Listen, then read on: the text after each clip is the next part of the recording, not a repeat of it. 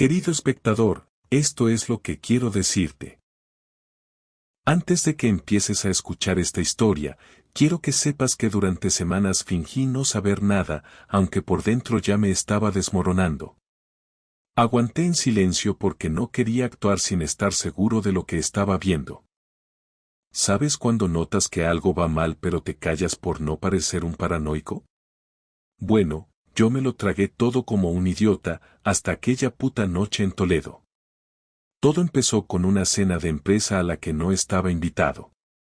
Clara, mi mujer desde hace 11 años, me avisó el lunes: este viernes tengo una cena formal con los del curro, no hace falta que vengas, es solo para los de oficina y los jefes. Normal. Yo trabajo de electricista autónomo, y ella lleva ya años como jefa de contabilidad en una asesoría fiscal bastante pija en el centro. Se codea con gente que huele a colonia de 200 euros y yo a cable quemado, así que no me pareció raro que no encajara. Lo raro vino cuando me dijo que era en Toledo. ¿Una cena de empresa, a más de una hora en coche? El jefe tiene un hotel rural y hace una especie de retiro con los que más tiempo llevan en la empresa. Es una tradición. Eso dijo. Yo la miré, le creí. O al menos, quise hacerlo. El viernes por la tarde se fue con una maleta pequeña y una sonrisa tensa. Le di un beso en la mejilla y le deseé buen viaje. Me quedé en casa, pedí una pizza y me puse a ver el fútbol. Hasta ahí todo bien. Hasta que el sábado por la mañana, mientras desayunaba en el bar de siempre, me encuentro con Hugo, un viejo conocido que trabaja en la misma asesoría. Un tío discreto, buena gente, de esos que no sueltan una palabra más de la cuenta. Se sienta a mi lado y, entre bocado y bocado de tostada, me suelta. ¿Tú no has ido con Clara al hotel de Toledo? Yo me quedé quieto. Miré mi café como si ahí dentro estuviera la respuesta. Le respondí con un simple, no, era solo para los de oficina. Y ahí va la bomba. Ah, pensaba que tú eras uno de los que estaban con ella ayer por la noche. La vi entrar en la habitación con ese tal César, el comercial nuevo, el del BMW gris. No supe qué contestar. Ni siquiera me dio rabia en ese momento. Fue más como si me desconectaran de golpe. Silencio. Luego seguí con mi desayuno como si me acabara de decir que iba a llover mañana. Pero por dentro, ya estaba en otra parte. Volví a casa sin decir nada. Esperé a que Clara regresara el domingo por la tarde.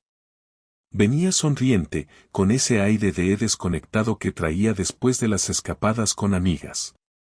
La vi bajarse del coche, arrastrar la maleta, entrar como si no pasara nada. ¿Qué tal el finde? Pregunté sin moverme del sofá. Bien, muy relajado. Mucha charla y vino, me dijo, dejando las llaves sobre la encimera. ¿Tú qué tal? Mentía. Pero no mal, no torpemente. Mentía con la calma de quien ya lo ha hecho antes. Me limité a asentir. Y en ese momento supe que no iba a buscar pruebas. No iba a revisar su móvil, ni a preguntarle si me estaba mintiendo. No. Lo que iba a hacer era mucho peor. Pensé, vale, Clara. Vamos a jugar a tu juego. Pero las reglas las voy a poner yo. Y ahí empezó todo. El lunes me desperté antes de que sonara el despertador, no dormí nada bien, pero hice como si nada pasara, preparé café, le dejé su taza en la mesa como siempre y me fui al trabajo sin hacer ningún comentario. Por dentro ya lo tenía decidido, no iba a preguntar, no iba a investigar, no iba a buscar excusas para creerle, ya no me interesaba su versión, me interesaba la verdad. Y esa ya empezaba a dibujarse sola sin que yo tuviera que hacer mucho esfuerzo, lo único que necesitaba era verla. Actuar sabiendo lo que sabía, observar su forma de andar por casa, sus gestos cuando cogía el móvil, cómo reaccionaba cuando yo intentaba acercarme, y no tardé mucho en ver que todo encajaba. Lo noté cuando me esquivó un beso sin querer, como si ya no tuviera la costumbre, o cuando sonó su teléfono y se fue al baño con él, algo que nunca hacía, o la forma en que su cara cambiaba al hablar conmigo, ya no había brillo, ni interés, ni ganas, y eso no se finge, no se puede. Durante la semana estuve haciendo mi vida como si no pasara nada, ella igual, incluso un poco más amable de lo normal, me preguntaba por el trabajo, por mi madre, por un par de cosas que normalmente no le importaban, y todo eso me confirmaba que se estaba preparando por dentro, que sentía algo, tal vez culpa, o solo miedo a que yo supiera algo, y como ya no me fiaba ni de su tono de voz, empecé a pensar en qué hacer. No quería actuar en caliente ni montar una escena estúpida que al final no sirviera de nada, lo que quería era mirar de frente lo que estaba pasando y decidir cómo terminarlo, sin gritos, sin drama, pero con hechos, así que lo primero que hice fue llamar a Rubén, un compañero de la cuadrilla que tenía un primo en la Guardia Civil, que a su vez conocía a un tipo que había trabajado como investigador privado en Madrid y que ahora vivía en Cuenca. Le conté por encima lo que pasaba, sin entrar en detalles, y le pregunté si podía darme el contacto. Me lo pasó sin preguntar. Supongo que ya sabía de qué iba la cosa, porque se notó en su tono, como si ya lo hubiera visto muchas veces antes. Ese mismo jueves por la tarde me reuní con el tal Luis en una cafetería cerca de la estación de tren. Me cayó bien desde el primer momento, era un tipo seco, sin rodeos, directo. Me dijo lo que necesitaba saber sin rodeos ni frases bonitas, me preguntó qué sabía, qué quería saber, cuánto tiempo llevaba con la sospecha, si quería pruebas visuales o solo un informe. Le dije que quería todo, que no quería quedarme con dudas ni cabos sueltos, que necesitaba saber con quién, dónde y desde cuándo. Él tomó nota y me pidió una foto reciente de Clara y la matrícula de su coche. Se la pasé esa misma noche, y a partir de ahí, durante una semana, no pasó nada. Clara se comportaba como si todo estuviera bien, incluso propuso que fuéramos a cenar el sábado siguiente, algo que no hacía desde hacía meses. Acepté, claro, le sonreí y fingí ilusión, hasta le dije que me apetecía, pero por dentro ya tenía una alarma encendida, porque esa cena no era inocente, era su forma de equilibrar algo, de convencerme de que todo iba bien, de tapar algo que se estaba cayendo a pedazos. Y yo ya no quería salvar nada, solo estaba esperando a que Luis me llamara, y lo hizo. El martes siguiente a las 8 de la mañana, justo cuando estaba aparcando frente a una obra, me dijo que ya tenía algo, que nos viéramos esa noche. Cuando llegué al lugar, me recibió con un sobre. Dentro había varias fotos impresas, en algunas aparecía Clara en la puerta de un hotel en la carretera de Tarancón, un sitio discreto, apartado, con un cartel que apenas se ve desde la vía. En otras se la veía entrando en un coche con el mismo tío que había mencionado Hugo, el del BMW gris, y en una, la que me costó mirar, se la veía besándolo antes de subir al coche. No eran abrazos entre amigos, no era afecto casual, era la boca de mi mujer metida en la de otro tío con una mano en la espalda baja y la otra en la nuca. Eso no se hace con cualquiera, eso se hace con alguien con quien ya hay confianza, hábito, rutina. Lo que más me jodió no fue verla besando a otro, fue la naturalidad con la que lo hacía, como si fuera lo normal, como si yo ya no existiera, como si llevara haciéndolo semanas, meses, años, no lo sé. Luis me explicó que habían estado siguiendo a Clara durante 5 días, y que en 2 de esos días ella había salido del trabajo con ese tipo, se habían ido en su coche, habían parado en una gasolinera a las afueras de Cuenca, y luego se dirigían al mismo hotel, entraban, se quedaban 1 hora, hora y media, salían como si nada, y luego ella volvía a casa conmigo, cenaba en la misma mesa, se acostaba en la misma cama, con la misma cara de siempre, y eso fue lo que más me rompió por dentro.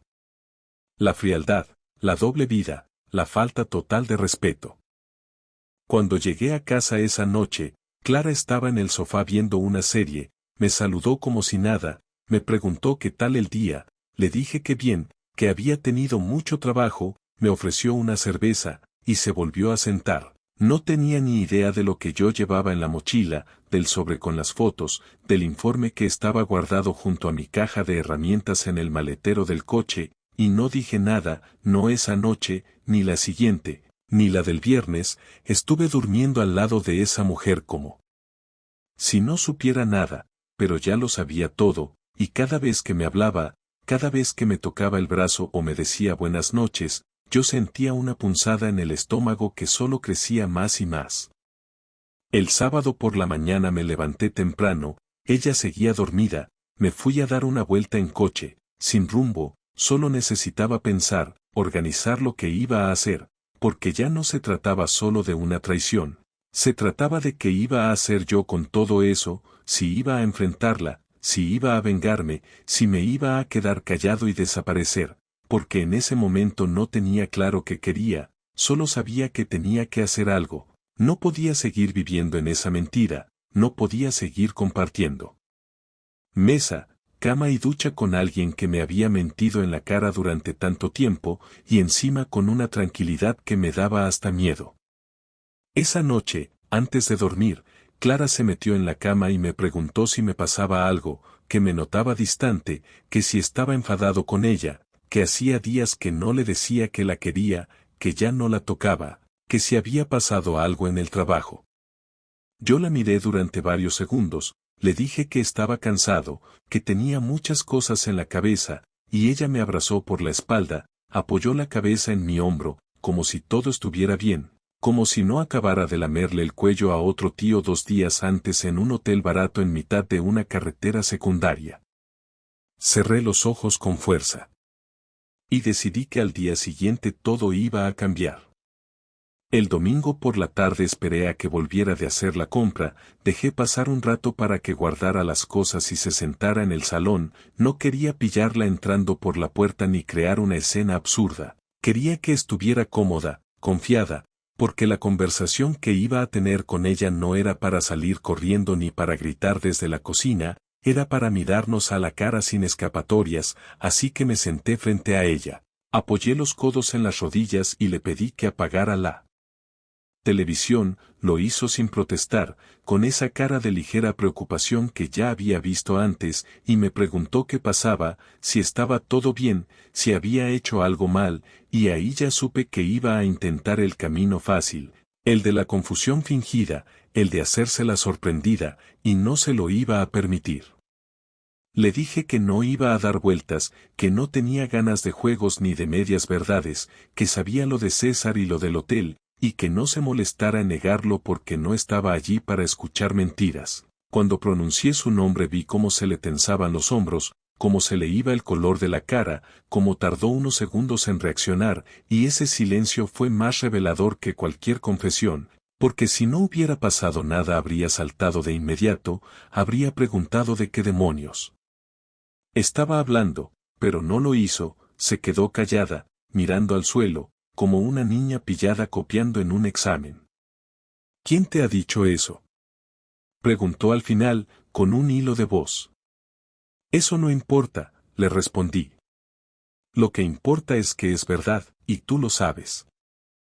Se levantó del sofá y empezó a caminar por el salón, nerviosa, pasándose la mano por el pelo, respirando fuerte, como si le faltara aire, y entonces empezó con las excusas, con el guión que seguramente llevaba ensayando semanas por si este momento llegaba, me dijo que no era lo que parecía, que no había pasado nada serio, que solo era una amistad que se había ido de las manos, que se sentía sola desde hacía tiempo, que yo estaba siempre cansado, que ya no hablábamos, que ella necesitaba sentirse escuchada, y mientras hablaba yo la miraba sin interrumpirla, dejándola vaciar todo ese discurso que no me decía nada nuevo, porque esas frases las he oído 1000 veces en historias de otros, y siempre suenan igual, como si las sacaran de un manual.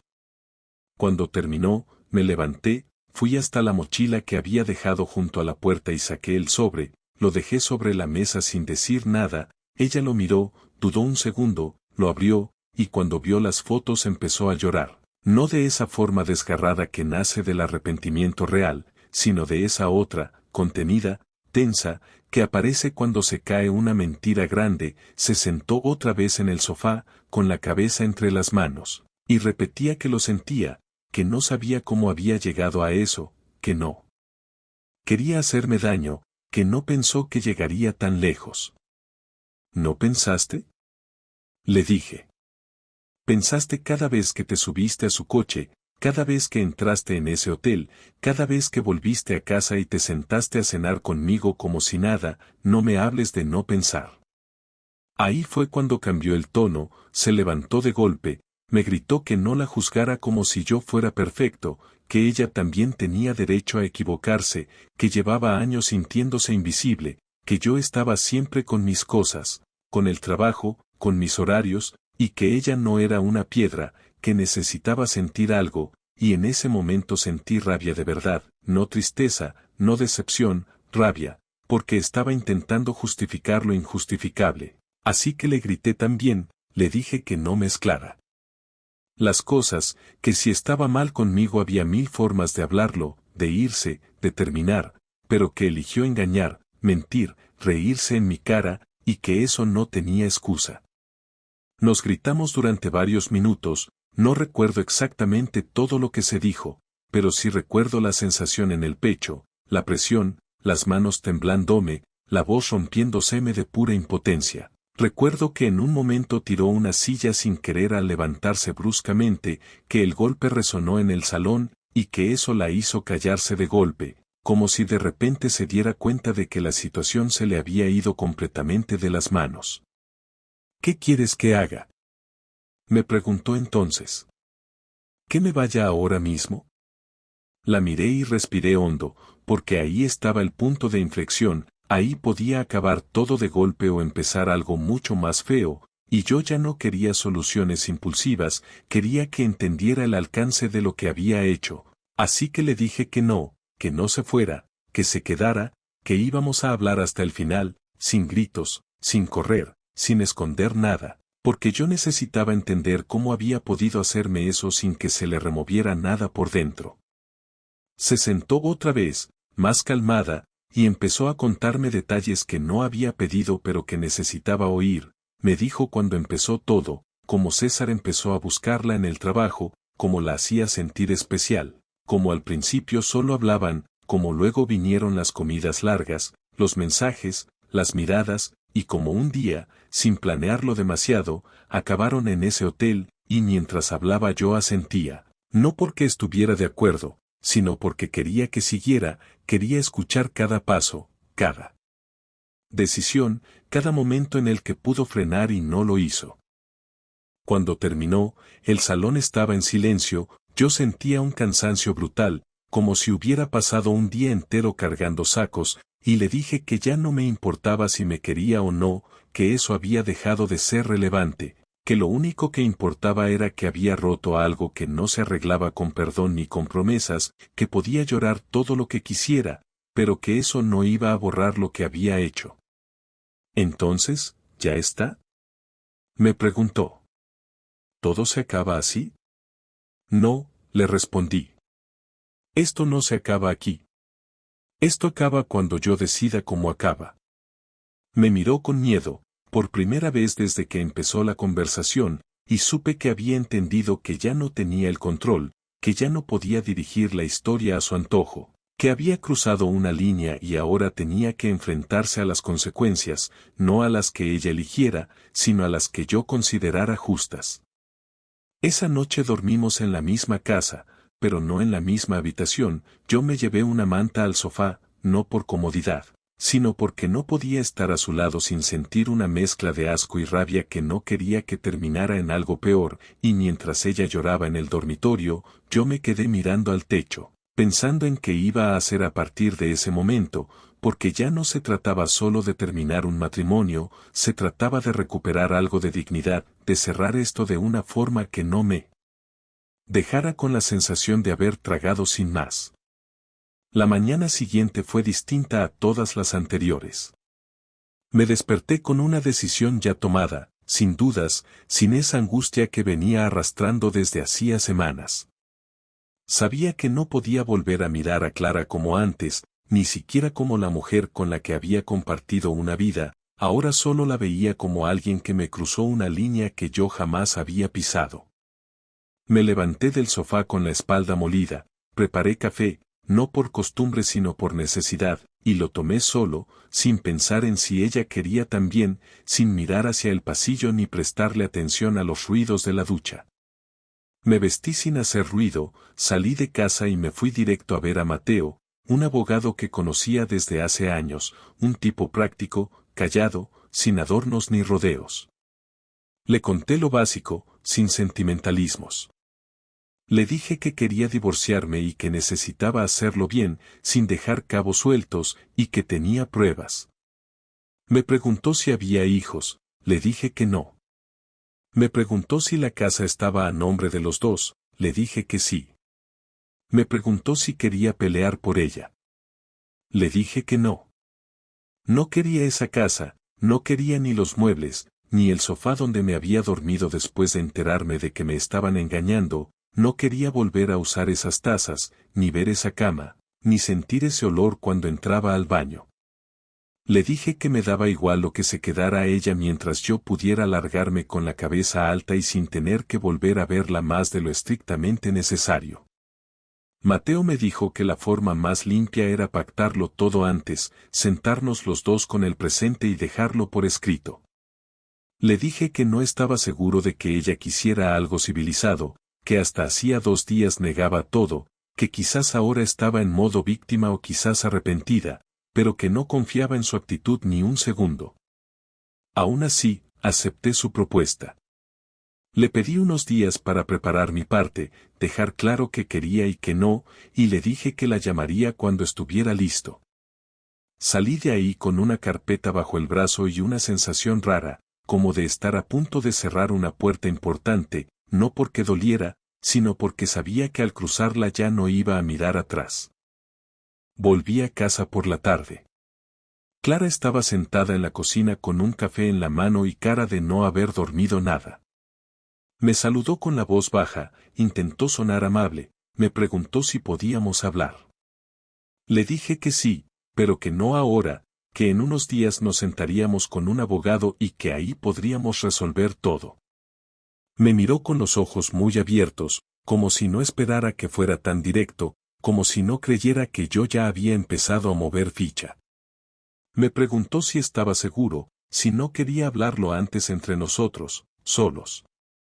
Le respondí que ya habíamos hablado bastante, que lo que faltaba ahora era decidir lo práctico, y que para eso no necesitaba ni excusas, ni emociones, solo firmas. Ahí bajó la mirada y no insistió más. Durante los días siguientes, me dediqué a preparar todo en silencio. Fui al banco, abrí una cuenta nueva solo a mi nombre, empecé a separar mis cosas, documentos, herramientas, lo que me importaba de verdad. Cada vez que Clara intentaba iniciar una conversación, la cortaba con la mínima educación posible. No le gritaba, no la insultaba, pero tampoco le regalaba más atención de la que merecía. Una noche me pidió que cenáramos juntos, me dijo que le estaba costando mucho todo esto, que no entendía cómo podía haberme vuelto tan frío de repente. Le respondí que no era repentino, que llevaba semanas sintiendo que dormía con una desconocida, que lo que me había vuelto frío no era su traición sino su frialdad al hacerlo, su capacidad de engañarme y luego mirarme a la cara sin pestañear. Me preguntó si no quería venganza. Le dije que la venganza ya estaba en marcha. El viernes por la mañana, mientras ella se duchaba, aproveché para meter en el coche una caja con los papeles impresos, las fotos, el informe de Luis y una carta escrita por mí. No era una carta emocional ni un desahogo, era una lista, fría y ordenada, de todas las veces que me mintió según los datos que tenía. Fechas, lugares, horas. Un registro simple y directo, sin adornos. Esa misma tarde me acerqué a la empresa donde trabajaba César. Había averiguado que el tipo no tenía pareja ni hijos, pero sí una jefa que lo tenía entre ceja y ceja desde hacía meses por temas de comportamiento en horario laboral. Me presenté en recepción como proveedor de mantenimiento y pedí hablar con ella. Cuando me recibió, le dije que no venía a instalar nada, que venía a entregarle un sobre con información que le podía interesar. Le expliqué, sin rodeos, que uno de sus trabajadores usaba horas de jornada laboral para encontrarse con mi mujer en un hotel y que tenía las pruebas en ese sobre. Me preguntó si era una denuncia. Le respondí que no iba a meterme en lo legal, que eso era cosa de ellos, que yo solo quería asegurarme de que César empezara a entender lo que se siente cuando todo se desmorona por algo que uno eligió hacer. Salí de ahí sin mirar atrás. Volví a casa y dejé el sobre gemelo, el de Clara, sobre la mesa del salón. Me fui a dormir al sofá. A las 2 de la madrugada se despertó gritando mi nombre. Había abierto el sobre, lo había leído todo, había visto las fotos otra vez, pero esta vez impresas en papel, no en una pantalla, no desde una distancia. Me gritó que eso era cruel, que cómo podía hacerle eso, que por qué no le había dicho que quería arruinarle la vida. Me levanté, fui hasta la puerta del salón y le dije que no se lo hacía por venganza, sino por justicia. Le recordé cada vez que volvió de un encuentro con César y me dijo que me quería. Le recordé la noche que fuimos al cumpleaños de mi madre, apenas unas horas después de que saliera de ese hotel, y cómo le puso buena cara a todo el mundo. Le dije que yo no era el que había empezado esto, que solo estaba devolviendo un poco de lo que me habían dado. Esa noche ella durmió en la habitación y yo en el sofá, como siempre desde el día que todo estalló. A la mañana siguiente no se atrevió a hablarme. Pasó de largo, salió sin decir nada, y no volvió hasta bien entrada la noche. Yo aproveché para terminar de embalar mis cosas. Ya había hablado con un amigo que me ofreció una habitación en su casa durante el tiempo que tardara en alquilar algo. Cuando ella volvió, le dije que a la semana siguiente íbamos a tener la reunión con Mateo y que necesitaba que confirmara si iba a asistir o si prefería que lo resolviéramos por separado. Me dijo que iría, con voz baja, sin ganas de seguir discutiendo. Esa noche, por primera vez, no lloró. No pidió hablar. No hizo ninguna escena. Solo cerró la puerta de la habitación y se metió dentro. Yo me quedé en el salón, no vi la tele, no puse música, no hice nada. Solo me senté en silencio. Y por primera vez en mucho tiempo, sentí que el control volvía a estar de mi lado. No era felicidad, ni alivio. Era simplemente calma. Una calma tensa, pero mía. La reunión con el abogado fue un martes por la tarde. Mateo nos había citado en su despacho, en una oficina sencilla, sin cuadros pretenciosos ni muebles caros. Había una mesa de madera clara, 2 sillas enfrentadas y una ventana que daba a un patio sin vistas. Clara llegó antes que yo, estaba sentada con la carpeta en las manos, el pelo recogido de forma descuidada y una chaqueta que le quedaba grande. Cuando entré no dijo nada, ni un hola, ni una mirada directa, solo bajó la vista como si no quisiera enfrentar el momento. Mateo nos ofreció sentarnos, sacó los documentos y empezó a explicar cómo iba a ser el procedimiento, nos habló de plazos, de trámites, de acuerdos, de la escritura de la casa, del coche, de los ahorros. Todo lo dijo sin un ápice de emoción, como si estuviera leyendo una receta médica. Yo asentía, firmaba donde me señalaban y respondía con frases cortas. Clara hacía lo mismo, aunque cada cierto tiempo me miraba como esperando una señal, como si quisiera que yo parara todo, que dijera que lo habíamos pensado mejor, que aún podíamos arreglarlo. Pero yo no estaba ahí para eso, estaba ahí para cerrar. En un momento Mateo nos pidió que habláramos sobre la vivienda, si alguno quería quedarse con ella o si preferíamos venderla. Le dije que yo no la quería, que me daba igual lo que hiciera Clara con ella, que podía quedársela o ponerla en venta, que no iba a volver a entrar en esa casa nunca más. Ella se quedó callada durante unos segundos y luego dijo que se la quedaba, que le haría reformas y que buscaría la forma de pagarme la parte que me correspondía. Mateo tomó nota, nos pidió los datos de nuestras cuentas bancarias y nos explicó cómo se haría la transferencia una vez se cerrara la firma del divorcio. Todo iba avanzando con rapidez, sin tropiezos, hasta que Clara pidió la palabra. Quiero decir algo, dijo, con voz firme pero contenida. Sé que lo que hice no tiene perdón, no vengo a justificarlo, no vengo a pedir que volvamos, sé que todo lo rompí yo sola, pero necesito explicarte por qué llegué a ese punto. Mateo nos miró, luego me miró a mí, esperando una señal para saber si la dejaba hablar. Le hice un gesto con la mano como diciendo que hiciera lo que quisiera, que me daba igual. Entonces ella empezó a hablar, no con lágrimas, no con dramatismo, sino con palabras lentas, elegidas, como si estuviera confesando algo que llevaba tiempo guardando. Me dijo que desde hacía más de un año sentía que vivíamos en casas distintas, que nos hablábamos por inercia, que cada día se sentía más sola, que empezó a buscar consuelo en pequeñas cosas, primero en charlas con César, luego en gestos, luego en algo que se volvió rutina. Dijo que no se enamoró de él, que no era amor, que era escapismo, que necesitaba sentir algo distinto porque sentía que yo ya no la miraba igual, que nuestras conversaciones eran siempre sobre facturas, trabajo, o listas del supermercado. Me dijo que no esperaba que yo entendiera, que solo quería que supiera que no fue por odio, ni por desprecio, que no fue una decisión fría sino un error largo, acumulado. No espero que me perdones, pero no quiero que te vayas pensando que nunca te quise, dijo, sin mirarme a los ojos.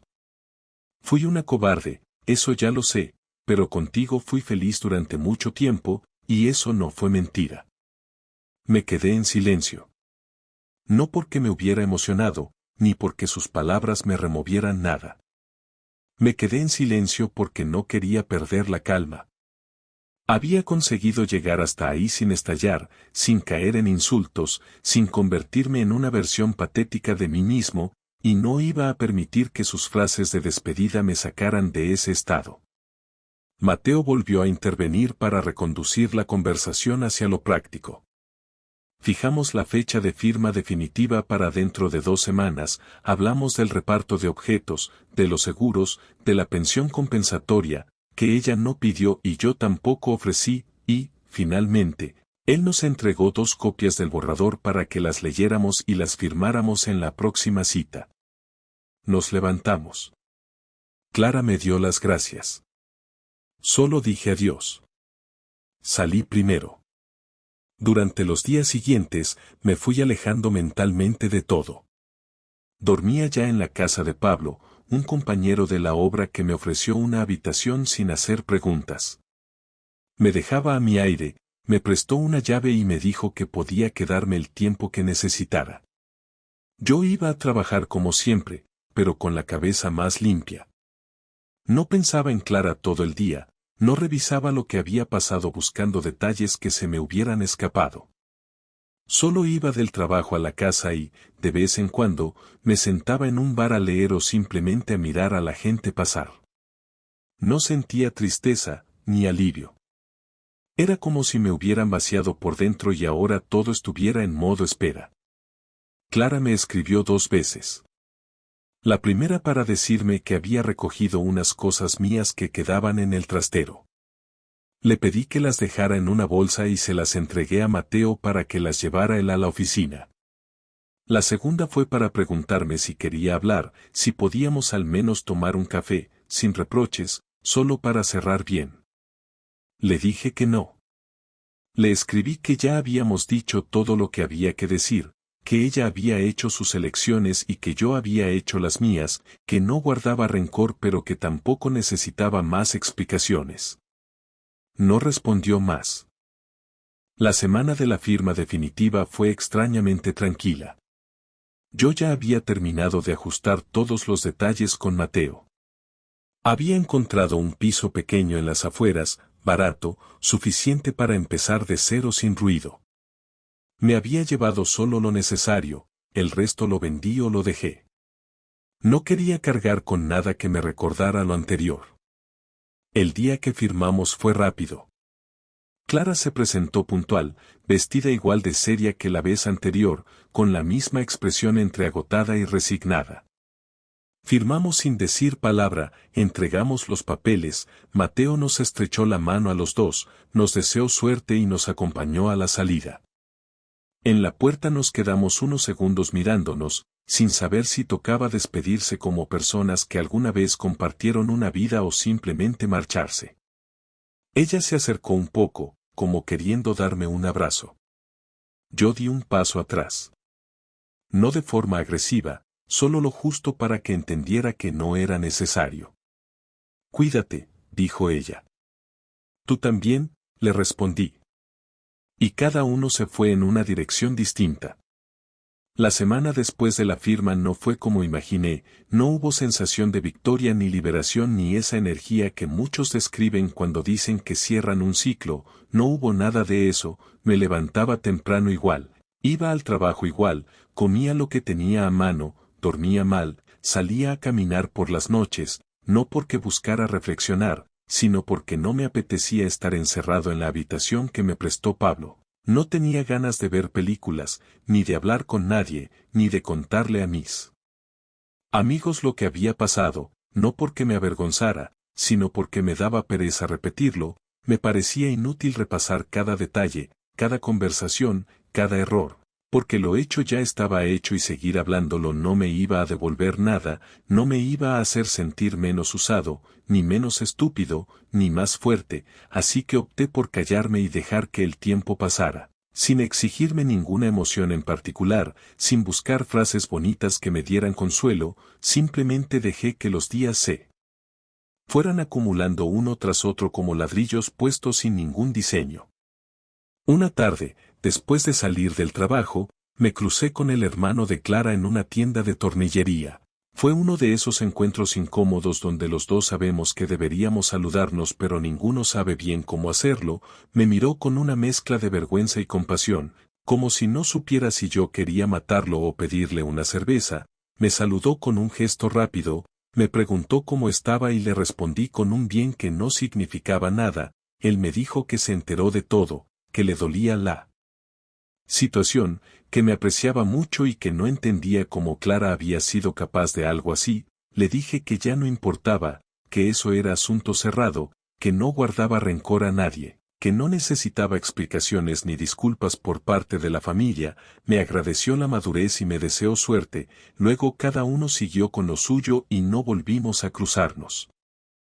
Unos días más tarde, Mateo me llamó para confirmar que todo el papeleo estaba terminado, que legalmente ya no tenía ningún vínculo con Clara, ni económico ni civil, que el banco había hecho la transferencia por mi parte de la casa y que todo había quedado registrado como habíamos acordado, me dijo que si necesitaba algo más no dudara en contactarlo, le agradecí su trabajo y colgué. No hubo celebración, no hubo brindis ni mensajes a nadie. Lo único que hice fue borrar su contacto del móvil y seguir con lo que estaba haciendo. Esa noche me senté frente al ordenador y empecé a buscar pisos de forma más seria, sabía que no podía quedarme indefinidamente en casa de Pablo, aunque él insistía en que no había prisa, pero yo ya necesitaba mi espacio, necesitaba un lugar donde volver a dormir sin sentir que estoy de paso, sin tener que explicar por qué me levanto a las 3 de la mañana sin motivo. Encontré un piso de una habitación en un barrio tranquilo, nada especial, pero estaba limpio, bien distribuido y dentro de mí presupuesto, firmé el contrato a la semana siguiente y comencé la mudanza con lo poco que tenía, una maleta, una caja con herramientas, otra con ropa y un par de bolsas con objetos personales, no necesitaba más, ni quería más.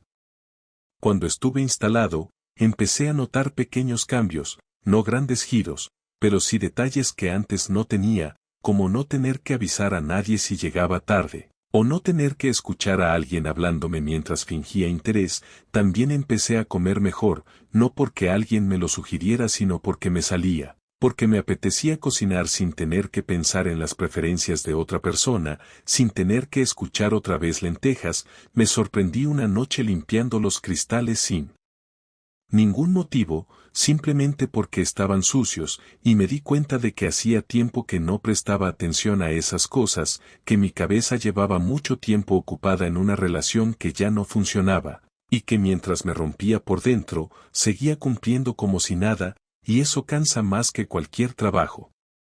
Una tarde de domingo recibí un mensaje de Clara, no lo esperaba, Hacía más de un mes que no sabía nada de ella, el texto era corto, me decía que necesitaba devolverme unas cosas que había encontrado en una caja, una carpeta con papeles del coche, una factura de un electrodoméstico, un reloj que yo pensaba que se había perdido, me preguntaba si podía dejármelos en el buzón o si prefería vernos un momento. Lo leí varias veces antes de responder, no porque dudara, sino porque me sorprendía que todavía creyera que vernos era una posibilidad. Le respondí que lo dejara en conserjería, que no era necesario que nos viéramos, me contestó con un ok, gracias, y no hubo más.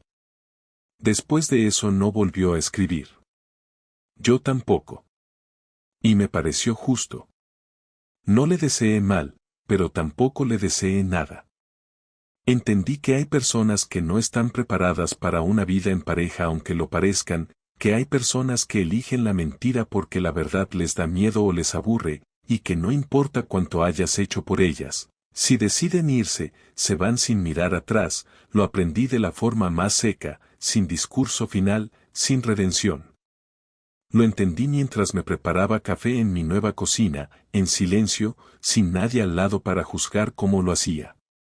Cuando llegué a ese punto, no sentí odio, ni rencor, ni ganas de vengarme de nadie, solo entendí que el error fue pensar que todo lo que habíamos construido era sólido, cuando en realidad había grietas desde hacía tiempo y yo no las quise ver, o las vi y me las tragué, porque prefería sostener una estructura que se caía antes que admitir que ya no servía.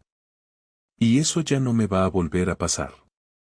Ahora, si algo empieza a tambalearse, no voy a mirar para otro lado. No porque sea más fuerte, sino porque no me queda otra, ya no tengo paciencia para fingir que todo está bien cuando no lo está.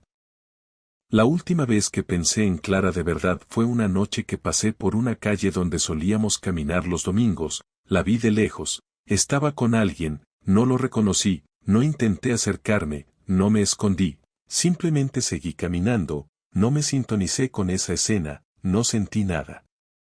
No me fui triste, no me fui molesto, solo me fui. Y ese fue el final. No hubo cierre hablado, no hubo despedida formal, no hubo abrazo simbólico. Solo el final. Como debía ser.